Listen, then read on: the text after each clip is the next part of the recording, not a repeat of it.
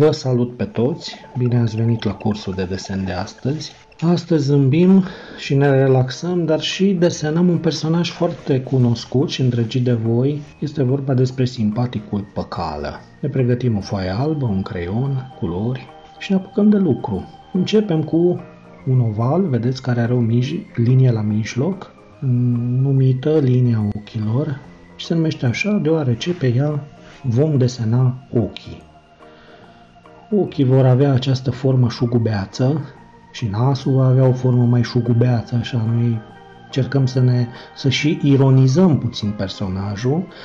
Vedeți, are un ochi deschis, un ochi închis, în cap are o cușmă țărănească, clasică, bine cunoscută, barbă, gură, sprâncene groase, urechi,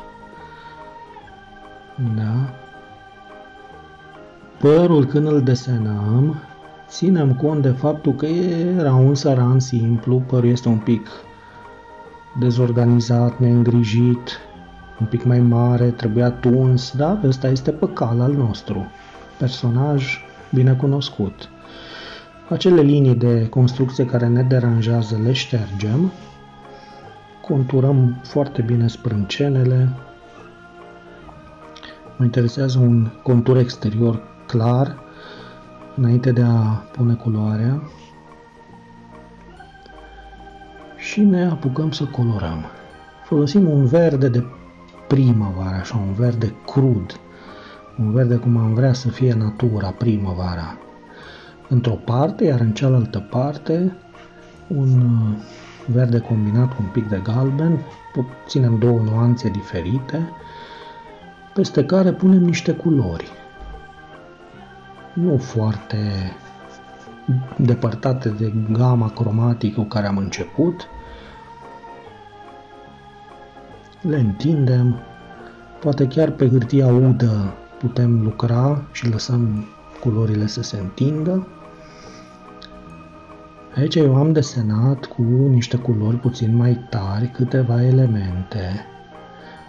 Aș vrea să nu rămână fundalul simplu, verde simplu, aș vrea să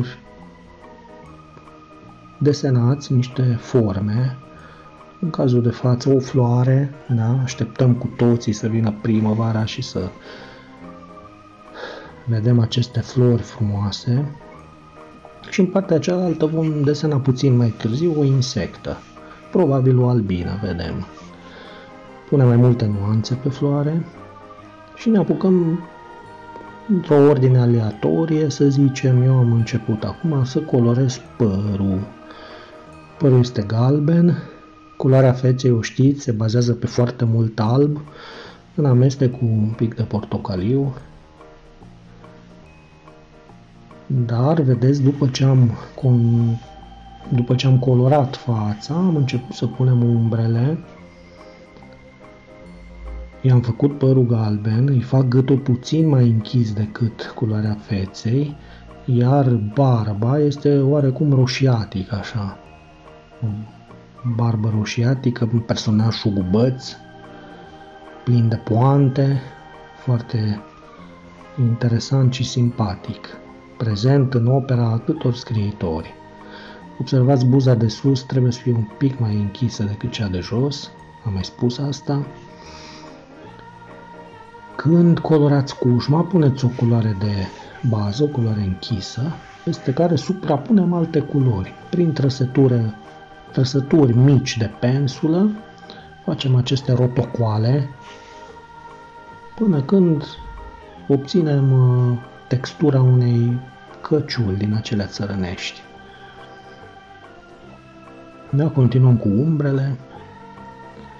Insistați, vă rog, cu umbrele, pentru că acestea dau desenului o notă de realism. Îl facem să pară mai real, da?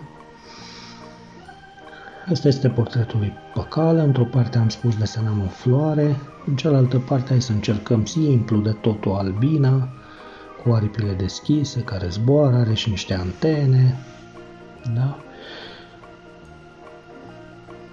Păcală, să știți voi, că în ciuda aparențelor, de om simplu și naiv, era de fapt un personaj isteț și plin de umor. Și cum am spus, apare în opera mai multor scriitori. Probabil că voi îl cunoașteți mai mult prin povestirile lui Ion Creangă.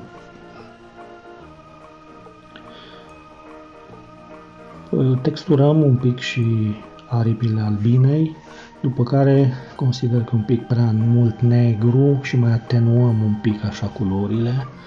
Lăsăm albina, corpul albinei se vadă mai bine, dar aripile să fie așa, se piardă un pic.